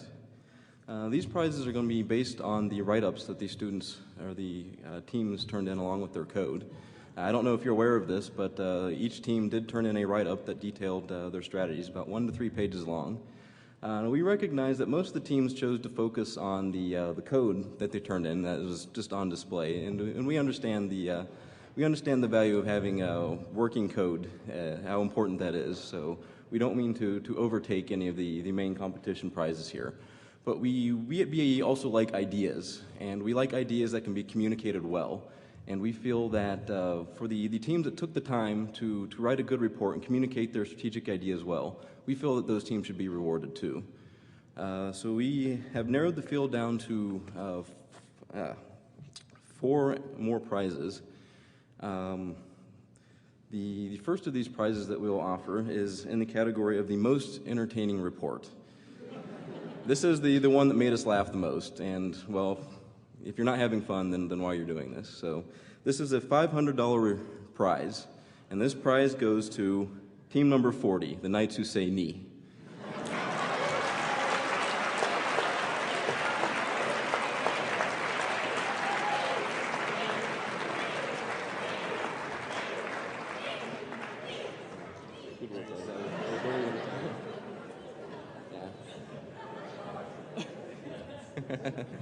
And based on their name, I think you can find out what we found entertaining about their report. The other prize categories were for technical contributions, how well the ideas they presented, how good their strategies were, and how well they were conveyed. And we narrowed the field down to the top 3 in this area, and it was not an easy decision. There were a lot of good ideas from many different teams out there. So without further ado, we'll get to the number 3 best technical paper out there. This is also a $500 prize. And that prize goes to team number 54, Membar.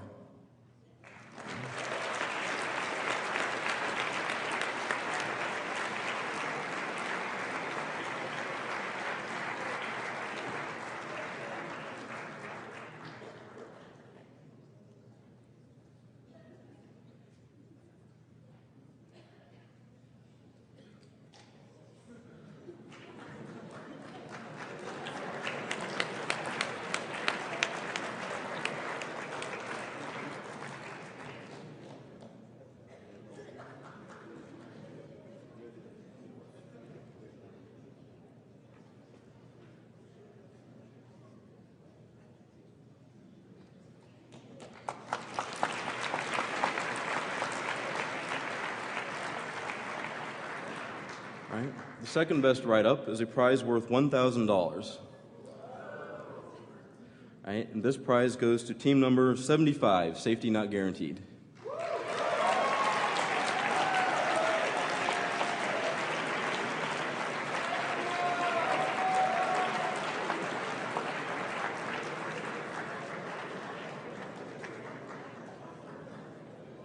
That was a fantastic strategy.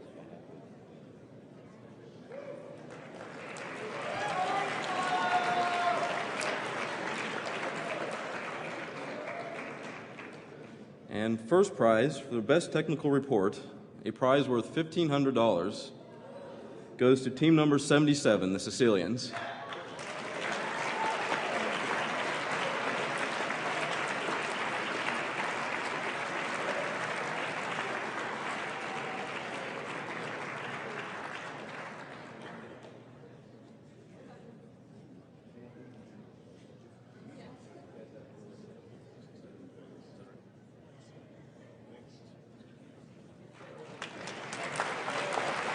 And I'd just like to say that if you liked what you saw here and you think you might want to do something like this for a living, give us a call.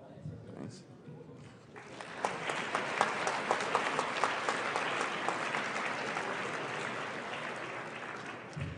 All right, next up we have a bunch of awards that the developers judged, so you're all at our mercy now. First up, best use of Archon memory. So this year, between sets of 3 games, teams are allowed to remember, to some extent, what happened in the last game. And so we tried to reward teams that tried to adapt the strategy if, say, they lost the first game. I'm going to read out all the names first, and if you could, there'll be 3 teams, if you could all come up. In third place, Team 98, Domo Arigato. In second place, Team 105, Are You Not Entertained? And first place, Team 119, I Ate Jaime's Cookie.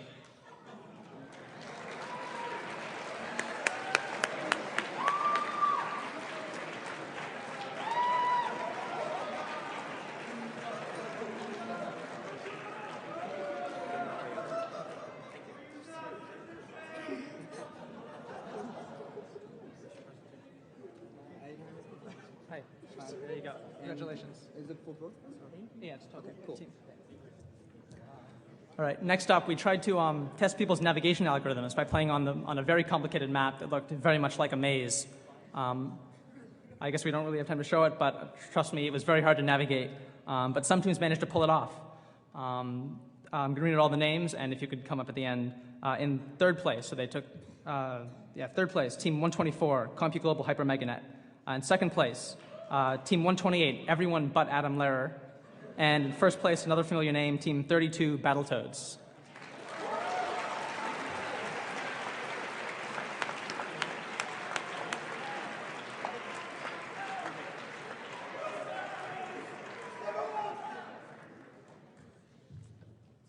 Jasper.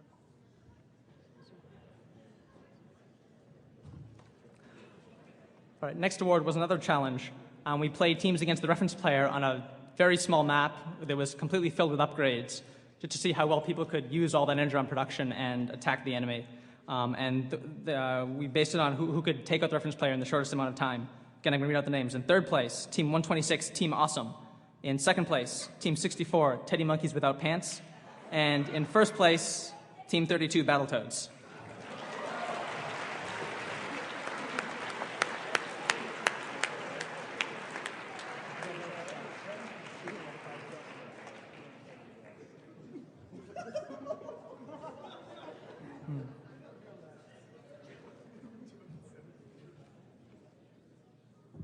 All right, and we're just going to move on and start reading the next prize. Best formation. So we tried to see which teams had the best rigorous formation of units. We narrowed it down to 2 teams. Team 77, the Sicilians, who organized the scouts in a ring of radius 5 around themselves to protect against Archons, against EMPs. And Team 13, Blue Regard Q Kazoo, forming that starts into an arrow that was apparently inspired by the Legend of Zelda.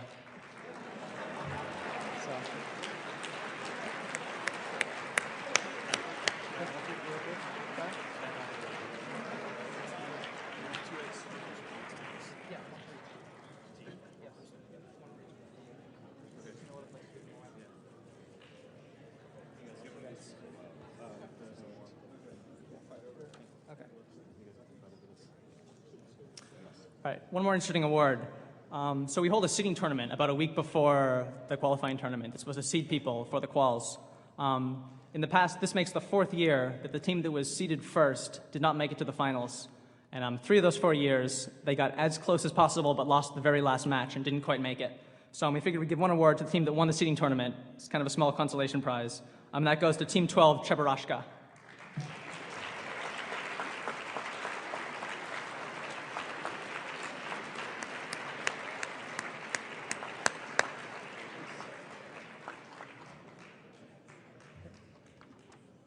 Right, next up is the Creative Implementation Award. So we looked at people's code and tried to see what kind of interesting approaches they use to tackle some hard problems. We have 3 notable candidates. I'm going to read them off and what they tried to do. Team 107, Code of the Samurai, tried to do navigation by having potential fields, assigning values for each square as to whether they're good, near upgrades, or bad, near walls, and using that to navigate their troops. Team 123, Skulls, used some interesting flocking algorithms to get their scouts to move together. And last but not least, Team 22, Little, did all of the navigation with regular expressions, which apparently worked faster than doing it in real code because it runs natively. So it was interesting. It was almost entirely one large regular expression. With not very many comments, so I have no idea how well it worked. But just seeing it in the code was enough. So, all right, so I could have teams 107, 123, and 22 up on stage, please.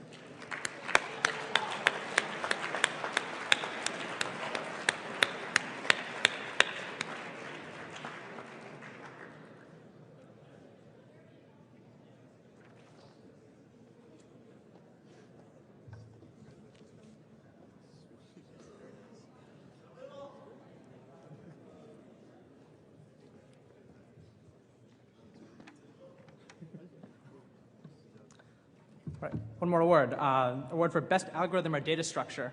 So one team implemented Fibonacci heap, binary heap, and double-ended A-star to try to get the navigation algorithm working. And that was Team 121, Snakes on a Scout.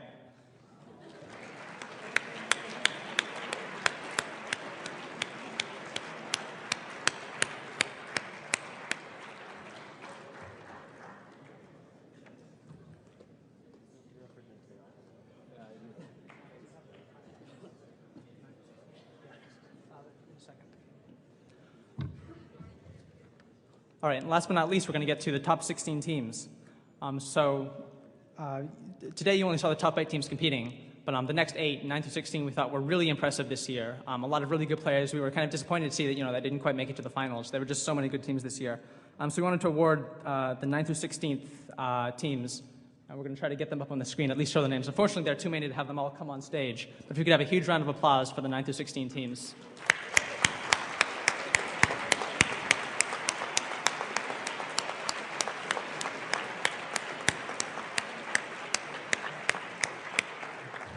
They'll each be getting $500.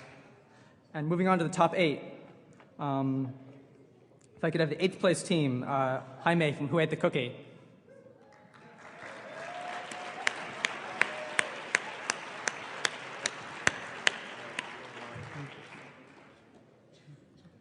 The 8th place award is $1,000.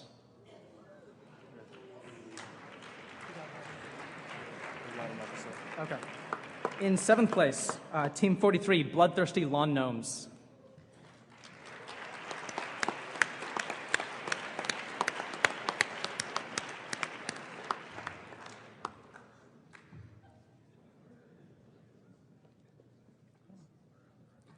In 6th place, another $1,000 award, Team 124, CompuGlobal HyperMegaNet.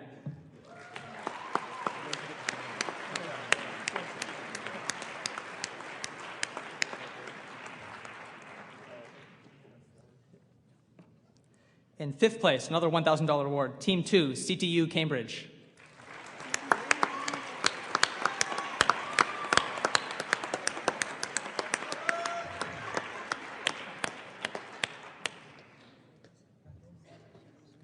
Right, moving into the top 4 now. In 4th place, for $2,000, Team 42, Leroy Jenkins.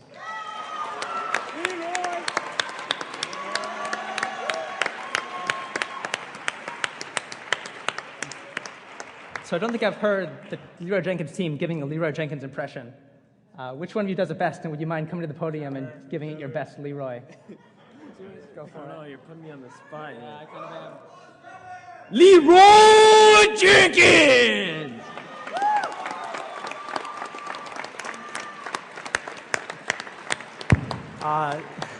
If you don't get that reference, I'd suggest going to YouTube or Google Video and searching for Leroy Jenkins. If you're into Warcraft or any kind of massive multiplayer online games, it's kind of an interesting video, to say the least. Anyway, moving on. Third place, Team 106 Georgia Noob is for $3,000.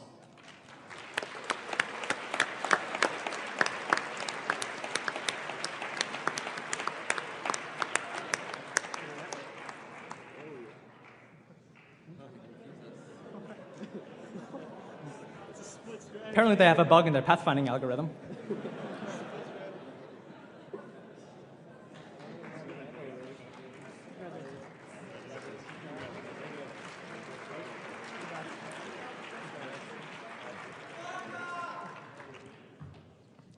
Right, down to the top two. In second place, for an award of $4,000, Team 32 Battletoads.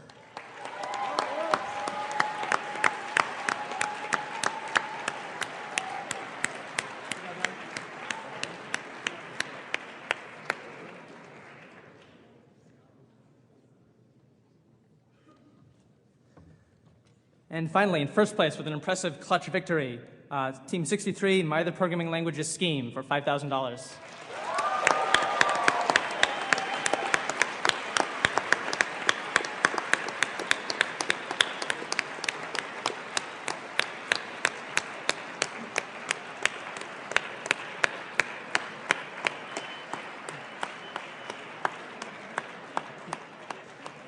Good job, guys.